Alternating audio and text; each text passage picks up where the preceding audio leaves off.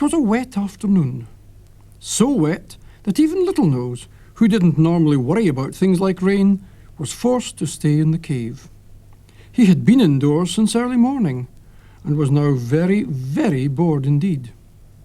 He had long since tired of playing games by himself, and as he was the only one who ever understood his games, neither father nor mother nor Two Eyes were much help. Two Eyes had fallen asleep. Mother was mending furs, and father was sitting gazing gloomily into the fire. Because Littlenose wasn't only bored, he was in disgrace as well. Suddenly father turned from the fire, wagged a finger at him and exclaimed, "That's the last time you come hunting with me. To think of it, my own son, in front of all those men. I'm surprised they still speak to me. You ought to hang your head in shame."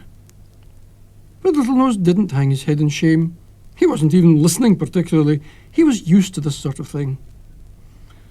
"You'll get the when I was your age bit any minute," he thought. "When I was your age," father went on, "I had to look after my old mother. I was an expert hunter, and my spear throwing was the talk of the whole tribe." Littlenose thought, "So is mine." This was because when father had tried to teach him, he had succeeded in hurling a spear right through the best furs of a neighbour whose wife had hung them out to dry. Father himself really was a first-class hunter, and what's more, he wanted Littlenose to be one too when he grew up. There were no schools in those days, and a boy had to rely on his parents for everything he needed to learn. Sometimes this was very boring, but again, it could often be more exciting than any school. Father had already taken Littlenose on hunting trips, but this last one had been different. Littlenose had been allowed to help, instead of just looking on. Father continued. "There must be something you can get right," he said despairingly. "When we let you do the tracking, you led us straight into a lion's den. We only escaped because the campfire we had asked you to light set the forest on fire, and we managed to get away under cover of the smoke. I just don't know." And he gazed sadly once more into the fire. Poor Littlenose. He really did try hard, but his best intentions had a nasty habit of getting out of control. And he really did want to grow up to be as good a hunter as father, and of course that was part of the trouble. Father was just too good, and took an awful lot of living up to. Why couldn't father make the occasional mistake? People weren't usually right all the time, except father, of course. Littlenose had a wonderful daydream in which father was surrounded by wild animals, including at least 3 woolly rhinoceros, and only he, Littlenose, could save him, which, of course, he did, with great dash and bravery, and became the hero of the tribe. But he knew that in real life it would more likely end with him being chased up a tree or being eaten by something. Littlenose went to bed that night very miserable, and lay awake for a long time just thinking. He was still thinking at breakfast next morning, so much so that he forgot to ask for a third helping of everything, and mother began to worry in case he might be ill. But there had to be some way he could show father that he wasn't as stupid as everyone imagined. He spent most of the next morning sitting under his favourite tree with Two Eyes and thinking of a plan. If he were to prove himself as a great hunter, then he must hunt something, all by himself. Then he would show them all that he was as good as they were any day. But what to hunt and how, that was the problem. If I'm going to be a great hunter, he thought, I want to hunt something really big, like a rhinoceros. He had heard his father speak of how some tribes caught these huge, bad-tempered creatures. First, they dug a large hole in the ground. Then they covered the hole with branches and leaves and grass until you would never think that the ground wasn't solid. And neither did the rhinoceros. When one came along, the branches broke under his weight and he fell into the hole. It was beautifully simple, so simple that Littlenose wondered why he hadn't thought of it.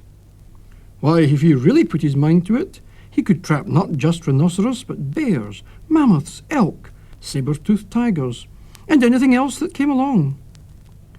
All by himself he could keep the tribe in meat and skins for a whole year.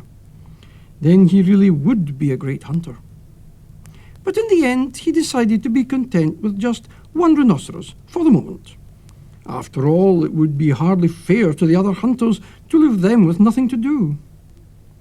But how he was going to get the rhinoceros out of the hole and take it home after he'd caught it was something that Littlenose didn't even think of. First thing after lunch, he started digging. His spade was made out of a flat bone tied to a stick, and he found it much harder work than he thought it would be. There were rocks to be moved and tree roots to be chopped through. His arms and shoulders ached, but by supper time he had something to show for all his effort. Carefully, he hid his spade in some bushes and went home. Mother was appalled when she saw him. "What have you been doing?" she exclaimed as he trotted into the cave. "Just playing," said Littlenose. "Is supper ready?" "There's no supper for you, young man, until you scrub all that dirt off and change your furs. You're absolutely filthy. I just don't know how you do it." At bedtime it was the same. If anything, Littlenose came home even dirtier than before, and in the days that followed, Mother became very worried about Littlenose. She would have been surprised to see him arrive in the cave clean, but every morning he jumped out of bed as soon as it was light, instead of having to be dragged out. Except for meal times, he was out of the cave all day, instead of having to be chased out every few minutes by Mother while she tried to get on with her housework. He was a new boy. Meanwhile, the hole was getting bigger. Knee-deep, then waist-deep, then shoulder-deep. Soon Littlenose couldn't see out of the hole at all, but he kept on digging.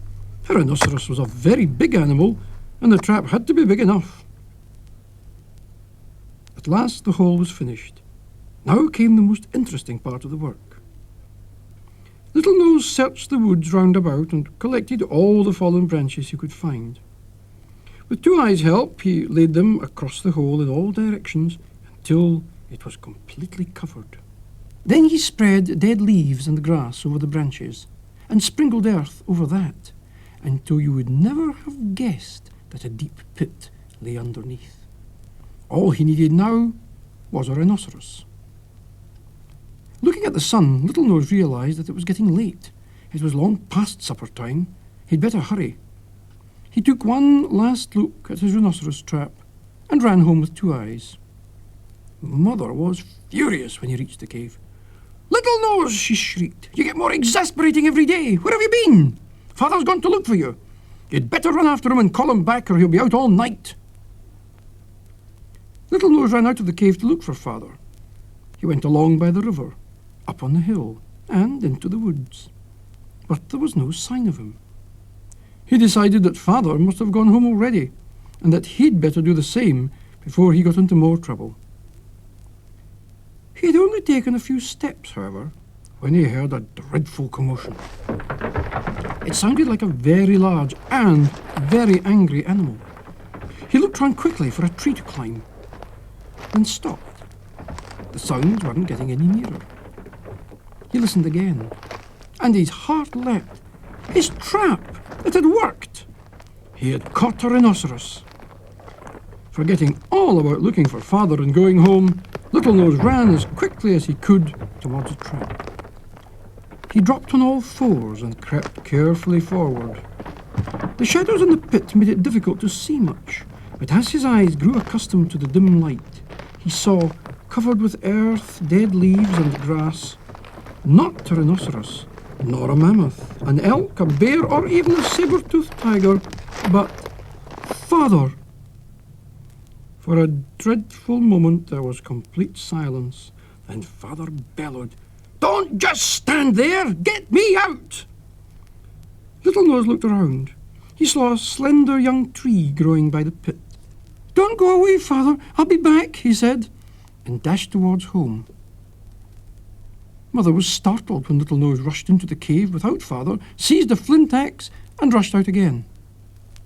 Back at the trap, he quickly chopped through the stem of the little tree so that it toppled over with one end dangling in the hole. In a moment, Father had grabbed hold of it and scrambled up and out. Littlenose had just decided to run when, to his astonishment, there was a great burst of cheering, and the woods were lit up by dozens of torches. All the men of the tribe were gathered in a great crowd, and one man was helping Father dust himself down. Littlenose was quite bewildered, but even more so when he was picked up and perched on a pair of broad shoulders.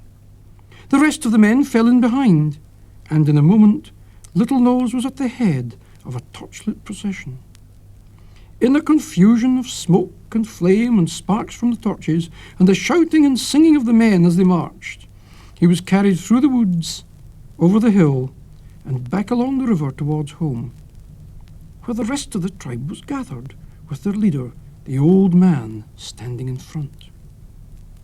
At the sight of Littlenose, the whole crowd set up a cheer, which looked like going on all night, while Littlenose sat above them on the man's shoulders and wondered what they were going to do with him. "I'm really in trouble this time," he thought. He craned his neck, looking for his parents, but the light dazzled him and the smoke got into his eyes. He thought he spotted them in the crowd, but before he could be certain, he was lifted again and set down in front of the old man. Now the people were silent. The old man led Littlenose forward in front of everyone, placed his hand on Littlenose's head, and began to make a long speech, most of which Littlenose didn't understand. Now and again a voice would shout, "Hear, hear!" and twice people clapped their hands. Now he could see his parents. Father had a very odd expression on his face, and Mother was smiling, with tears streaming down her cheeks, as the old man concluded his speech with, "And so to a brave lad, who, as befits the son of a great hunter, saved his father from the perils of the dark forest, I present this token." And he handed Littlenose a boy-sized hunting spear. Once again, everybody cheered, shouted, and clapped their hands, this time crying, "Speech! Speech!" But Littlenose only smiled and said, "Thank you." And so Littlenose became a hero. Not that it made any real difference. He was still Littlenose, the naughty boy of the tribe, and even if he had rescued Father from the rhinoceros trap, Father had a pretty good idea whose fault it was that he needed rescuing in the first place. After a while, people forgot he was a hero, and even the spear presented by the old man lay forgotten at the back of the cave. And in no time at all, Littlenose and Two Eyes were playing happily together again, with no thoughts of brave deeds, but simply having fun. And that is much more important for small boys and mammoths.